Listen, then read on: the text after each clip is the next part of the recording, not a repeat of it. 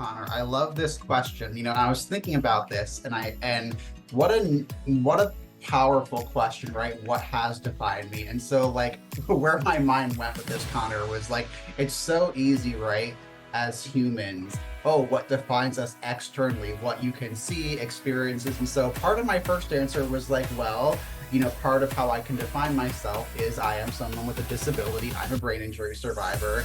And that part I'm very open about as an advocate, as a coach, coordinator, consultant. Like, I am a storyteller and, using, my own experiences, my lived expertise to make a positive change has been a core theme in my life. But, I also, got to thinking, a lot of what defines me is just my capacity to learn, to grow, to be curious, capacity to love, to have friends, family, to make a positive difference. So I think,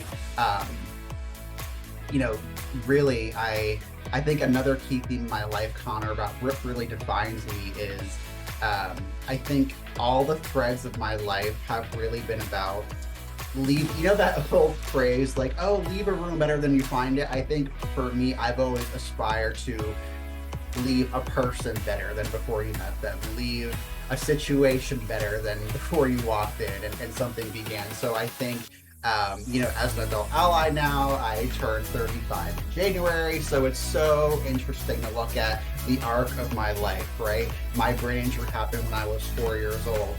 I live with mental health challenges. Some of the darkest moments in my life were at an early age. And I have kind of seen now over the decades and I'm in an interesting spot right now, looking back, looking forward, how all of those things have made me who I am. All of those challenges have built what I believe my character, have built my commitment to supporting great causes.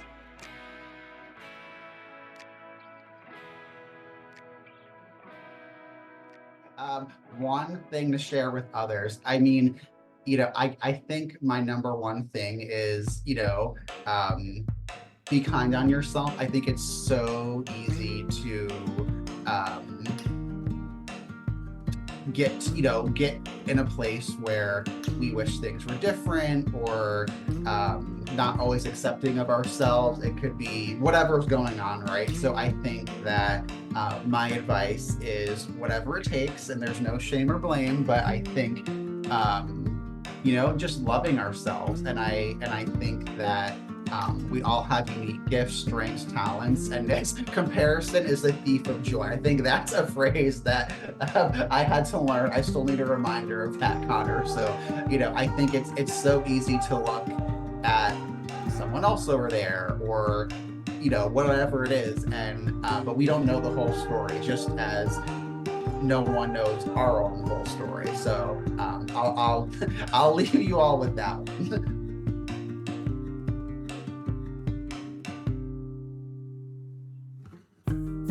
There's a couple. Okay, so I will say that one that comes up, which actually it kind of goes back to my answer for number 2. So in addition to being kind to yourself, something that, in addition to not giving up, and being kind on yourself, a moment that was impactful for me in my work was actually, it was many years ago. I was like brand new to coordinator advocacy. I got into advocacy in my mid-20s, which is kind of late for, it, but some people may think that for, systems change work as a young person. So, this was my first time public speaking, really putting myself out there, and I'd been assigned to do a presentation, 100 plus people, like pretty big room. And as someone who lives with anxiety, this was like, oh my God, talk about my worst fear. I knew I was called for this, but I think this is the first rubber to the road, Connor, that I actually had to prove it and show it. And I'm here to tell you, it did not go the way I expected. And I really froze up and my anxiety got the best of me.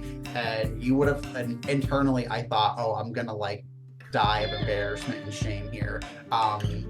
And I got off that podium after I froze up and nothing happened. And I had the support of my supervisor and other colleagues. and it was fine. And I kind of like sat there at that table at this event we were hosting, and I was like, wow, like, okay, so I kind of had this internal conversation of, okay, the worst thing that I ever wanted professionally to happen happened, and I'm going to work and just accept myself that it happened, and keep pursuing it. And so I say this, Connor, because I think that was a point where, as simple as an outsider it may seem, oh, I can talk. To me, it was such a huge deal in terms of um, showing up for myself. And so in the past, there had been many instances of me. I think what I would have changed was either quitting or giving up or not pursuing something to completion. But I made a commitment to myself that this was something I wanted to do, and I knew it was worth doing and pursuing.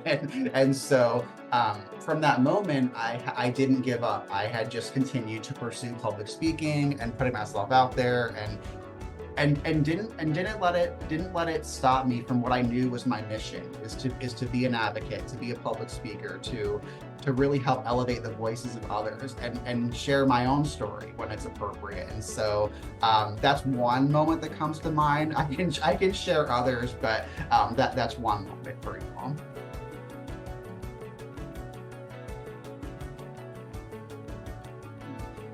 And I love collaborating with you, Connor, because like Courageous Steps, my own vision really is awareness, relationship building, information, resources. And I took a look at your website again today, and I love your dedication to Bob, and it was really a beautiful dedication you put there, Connor. And so that's kind of what is meaningful to me too. It's all about those relationships. Like, I can literally name off to you all, not that I expect you or your audience to know any of these people in Connecticut, but like, I can literally right now list dozens of people throughout my life that have supported me, from 10 years back, 20 years back, from early childhood. And isn't that funny though, Connor, in today's day and age, where we have like nonstop information and media and resources, and some people, we can't even remember like what we had for dinner yesterday. But I think it's really interesting that not only, I think it's a pretty common theme, right?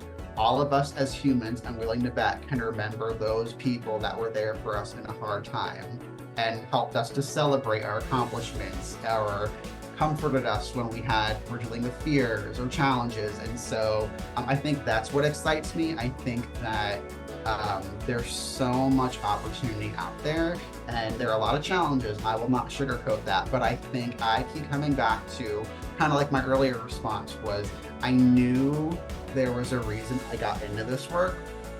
And I think that that's what really excites me. It really is. It's that giving back. And I think a huge part of, why, I love working with you, Connor, and that I keep getting up every day, getting out of bed, on days I don't want to get out of bed. And we all have those like, I don't know, it's so frustrating, but it really is those relationships. And I think that, our young people need us, our families need us.